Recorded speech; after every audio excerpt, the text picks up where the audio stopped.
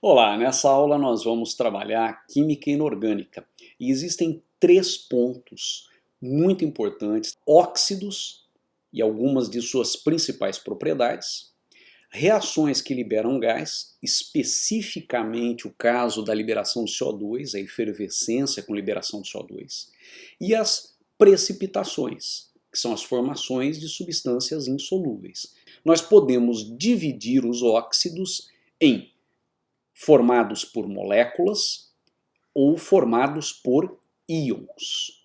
Os formados por moléculas são aqueles onde o oxigênio está ligado a um elemento que é não metal. É o caso do CO2, do SO3, do SO2. Essa ligação ela é covalente e por isso que o óxido é de natureza molecular. Esse aqui é formado por molécula de CO2, esse aqui é formado por moléculas de SO3 e assim por diante. Entre os óxidos moleculares, nós temos aqueles que são chamados de óxidos ácidos porque têm um parentesco na fórmula e nas propriedades com os ácidos. Então, por exemplo, se eu pegar o ácido carbônico e subtrair uma água, o que resulta, CO2, tem um parentesco com o ácido carbônico.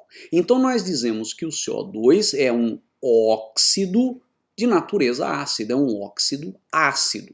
E esses óxidos ácidos, eles são formados por elementos típicos que formam ácidos, que são em geral os não metais, é o carbono, o enxofre, o nitrogênio, o cloro, o bromo, o iodo, o fósforo, por exemplo. Existem, contudo, três óxidos formados por não metais que não têm características ácidas. Isto é, eles não estão claramente associados a um determinado ácido e não têm propriedades ácidas como esses aqui. Existem óxidos que não são nem neutros nem ácidos, que têm muita importância para o Enem além desses dois. São os óxidos básicos. São formados por metais alcalinos e alcalinos terrosos.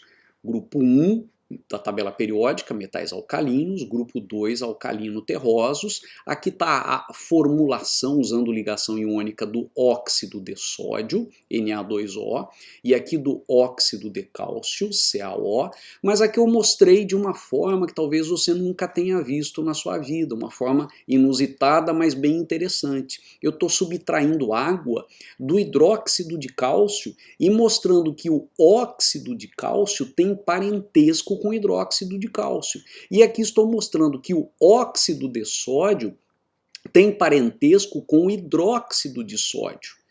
E existem outros vários tipos de óxidos, entre eles, por exemplo, os óxidos anfóteros, que são óxidos que não reagem com água, mas reagem com ácidos e reagem com bases.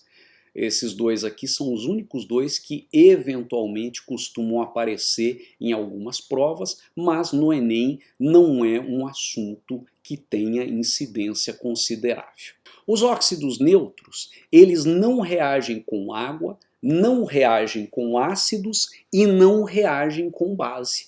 Note que eles são bem distintos desses e desses. Os óxidos ácidos reagem com água formando ácido, os óxidos básicos reagem com água formando base, além disso os óxidos ácidos reagem com bases e os óxidos básicos reagem com ácidos. E, é claro, os óxidos ácidos reagem com os óxidos básicos, já que é uma tendência geral da química que espécies de características ácidas, de propriedades ácidas, tendam a reagir com espécies de propriedades básica. Agora vamos àquilo que mais cai aqui. Ó. Esses três óxidos caem muito. E esses dois óxidos também. Bem como os demais óxidos de metais da 1A e 2A, do grupo 1 e do grupo 2.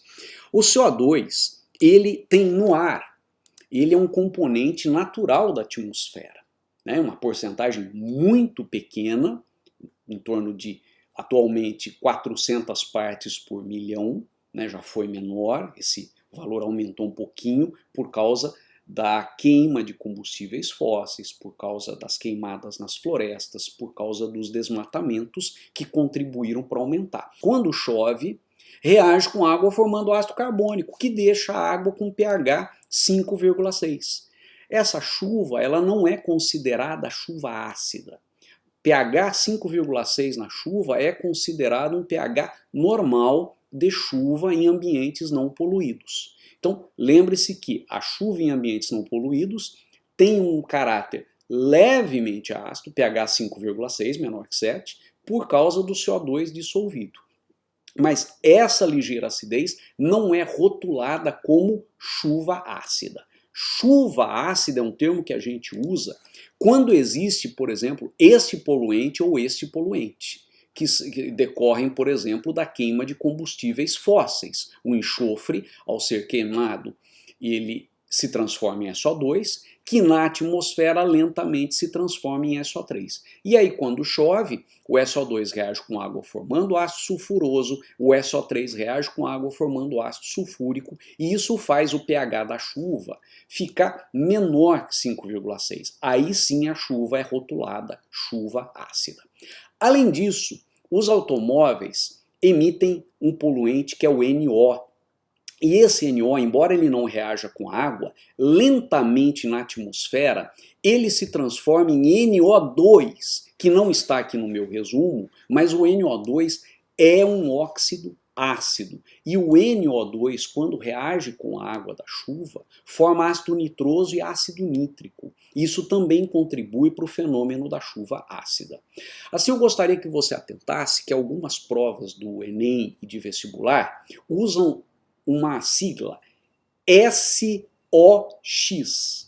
para designar esses dois poluentes, SO2 e SO3. Então, SOX é uma indicação genérica para esses dois. E a sigla NOX para designar NO e NO2, que são dois óxidos de nitrogênio poluentes relacionados à chuva ácida. Uma outra coisa que eu queria salientar da parte de óxidos é a cal viva ou cal virgem, que é o nome dado a um pó branco cuja composição é CaO. A cal viva ou cal virgem, quando reage com água, forma hidróxido de cálcio, tá? E que é um hidróxido apelidado de cal hidratada, cal extinta ou cal apagada. Vamos em frente. Agora aqui sobre a questão do SO2 ser um óxido poluente. O processo de dessulfurização é uma das etapas utilizadas na produção do diesel. Só um minutinho antes da gente continuar, lembre-se que os combustíveis fósseis, aliás a palavra fóssil vem do latim, e a palavra fóssil quer dizer enterrado. Então, literalmente, quando a gente fala em combustível fóssil, a gente está falando de alguma coisa que é tirada debaixo da terra. São combustíveis fósseis, então, o petróleo, todos os seus derivados e o carvão mineral. E todos os combustíveis fósseis têm o problema de conter enxofre. E quando esses combustíveis são queimados, libera-se SO2. Essa questão, ela diz que o processo de tirar o enxofre é uma das etapas utilizadas na produção do diesel. Esse processo consiste na oxidação do enxofre, na transformação desse enxofre a enxofre elementar, S sólido, que é posteriormente removido. Então veja, estamos tirando enxofre.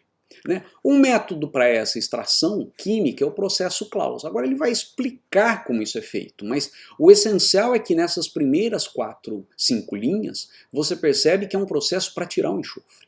O método para essa extração química é o processo Claus, no qual parte do H2S é transformada em SO2. E então esse SO2 é usado para transformar o restante do H2S. Em quê? Em enxofre elementar, que é posteriormente removido. Então, embora ele aqui explique como isso é feito, a ideia muito forte até aqui é tirar o enxofre do óleo diesel. Se não tirar tudo, pelo menos tirar uma parte.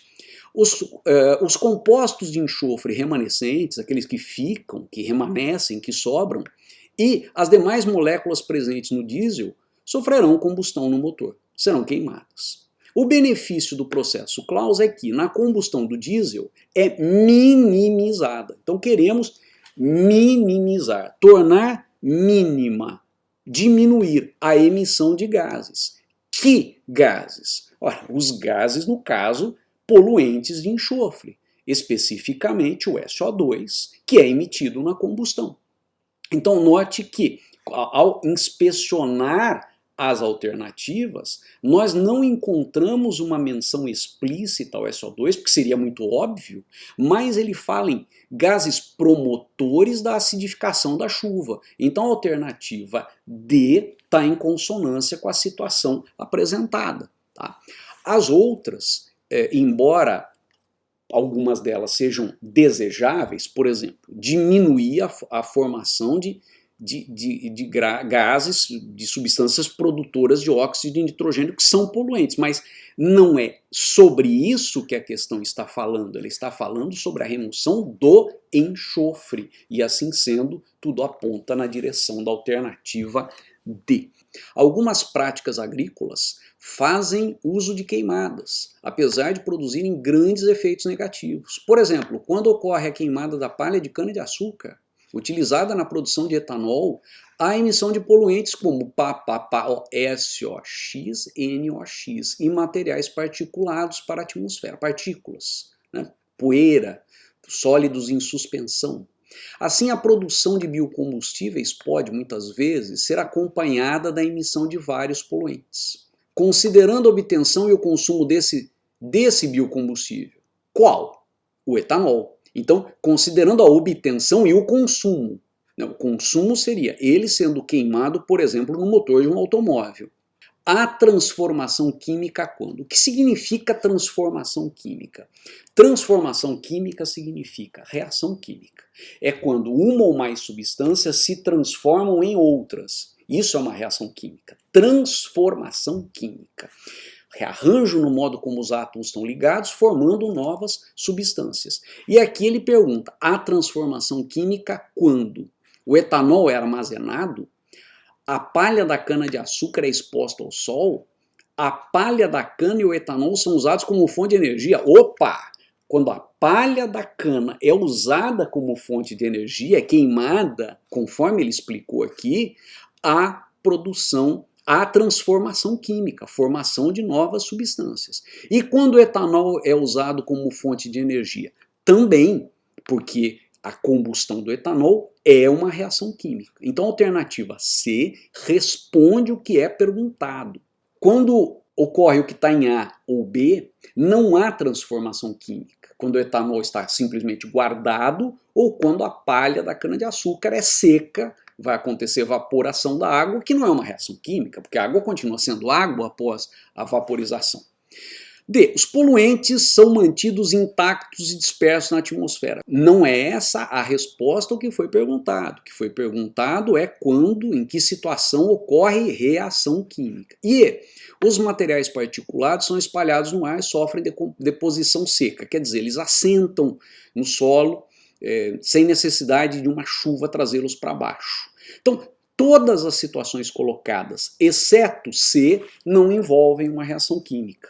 Veja como é interessante o tipo de enunciado que o Enem coloca, porque o mesmo enunciado podia ser usado para perguntar uma série de outras coisas. Por exemplo, SOX e NOx causam o quê? Chuva ácida. Poderia ser essa a tônica, mas a tônica no caso foi em qual das situações há reação química. Então, inclusive, se você fizesse uma análise detalhada, tivesse tempo para isso, você veria que enunciados muito parecidos às vezes voltam a comparecer na prova, mas com perguntas diferentes. Essa é a beleza dos enunciados de ciência da natureza, que muitas vezes envolvem física, química e biologia. É uma questão que fala de poluição, que envolve o uso de biocombustível, portanto transformação de energia física, fala de poluição, fala de óxido, portanto química, e nós estamos tratando de um produto que veio da fermentação e, por sua vez, o açúcar, que é a matéria-prima, ele veio da fotossíntese, portanto biologia. Então o mesmo enunciado poderia encaminhar diferentes perguntas para você. Bom, agora eu queria falar para convergir aqui para o final dessa aula, em outros dois tipos de reações que acontecem e são muito importantes para o Enem. Um deles é a efervescência, com liberação de CO2. É uma liberação de gás típica de quando bicarbonato ou carbonato reage com ácido. Então, por exemplo, os comprimidos efervescentes geralmente têm bicarbonato de sódio, contém também carbonato de sódio, e quando jogados em água, tanto o bicarbonato quanto o carbonato reagem com os íons H+, provenientes de um ácido sólido que está aqui, que também está se dissolvendo. E nessas reações forma-se CO2 mais água. Existem outros gases importantes para o seu vestibular, que são formados em reações, mas eu destaco aqui o CO2. Se uma reação produz ácido carbônico, que é o caso aqui, isso mais isso dá ácido carbônico, você pode substituí-lo por água mais CO2, que é a decomposição do ácido carbônico, e ocorre, portanto, liberação do CO2. Eu costumo dizer para os meus alunos que essa é a frase do ano. Se eu tiver que eleger uma ideia como talvez a mais expressiva em termos de incidência nos concursos, é a seguinte: carbonatos e bicarbonatos reagem com ácidos liberando gás carbônico, CO2. Exatamente o que estava no slide anterior. Carbonatos e bicarbonatos reagem aqui, ó, carbonato e bicarbonato reage com H+, formando CO2 mais água, liberando gás carbônico. E um outro tipo de reação importante é a reação de precipitação. O que é uma precipitação? Quando você tem uma determinada solução, lembre-se que solução é uma mistura homogênea, só tem uma fase. Então, por exemplo, você tem aqui uma solução aquosa, isto é uma solução feita em água. E digamos que tem aqui um conta-gotas contendo uma outra solução aquosa. Quando você joga uma solução sobre outra, mistura as duas. Se houver a formação de um sólido, isso aqui que parece flocos de algodão, é na verdade constituído de muitos cristalzinhos pequenos de um sólido. Então essa formação de um produto insolúvel, formação de um sólido insolúvel no meio aquoso, quando você mistura duas soluções, se chama precipitação. E precipitação é um tipo importante de reação. Por exemplo, se essa solução contiver cálcio aquoso, um sal de cálcio, e aqui carbonato, ocorre precipitação de carbonato de cálcio, porque é um sal insolúvel em água. Ou se uma solução com bário aquoso for misturada com outra contendo sulfato aquoso, precipita sulfato de bário. Ou ainda uma solução contendo íons ferro 3 e outra contendo íons hidróxido, esses íons reagem para formar hidróxido e ferro 3. Quais os principais precipitados para a prova do Enem? Bom, é importante que você perceba que em algumas questões são dadas pistas para você descobrir quem é o precipitado. Mas falando um pouquinho em memorização, eu mencionaria o cloreto de prata, e conhecendo o cloreto de prata, você automaticamente também deduz que o brometo e iodeto de prata, cloro, bromo e iodo são da mesma família, grupo dos halogênios na tabela periódica. Cloreto de chumbo 2. E conhecendo o cloreto de chumbo 2, automaticamente você também conhece o brometo de chumbo 2 e o iodeto de chumbo 2. Então, memorize o AgCl e memorize o PbCl2 como importantes precipitados. Aí, esse parzinho aqui, carbonato de cálcio, carbonato de bário, e esse parzinho aqui, sulfato de cálcio, sulfato de bário. Se você está prestando algum curso muito concorrido, que precise muito de uma nota excelente em ciências da natureza, você pode também pensar no chumbo 2 aqui, carbonato de chumbo 2, PbCO3, e aqui também chumbo 2, seria o PbSO4, também seriam precipitados importantes. O hidróxido de magnésio é um precipitado importante, e todos os hidróxidos de metais que não sejam da 1A e 2A. Então isso inclui os hidróxidos de metais de transição e o hidróxido de alumínio. Quando você mistura uma solução contendo um cátion com outra contendo um ânion, que juntos formam um desses compostos, ocorre a precipitação. E agora, para encerrar essa aula, uma questão para a gente exercitar essa ideia de reação química, né? No caso uma questão sobre efervescência que mistura isso com chuva ácida. Olha que bonito.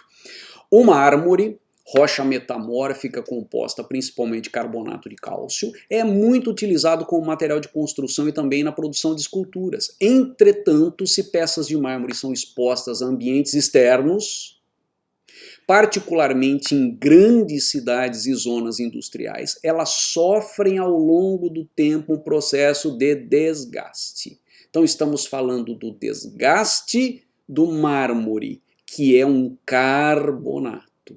Esse desgaste é caracterizado pela perda de massa da peça. Ela vai se desgastando, se esfarelando, perdendo conteúdo, que vai ter um outro destino, vai se dispersando no meio ambiente. Esse processo de deterioração ocorre em função ora, zonas industriais, grandes cidades, tem poluentes, a chuva é ácida, e isso é carbonato. Então lembre-se da frase do ano.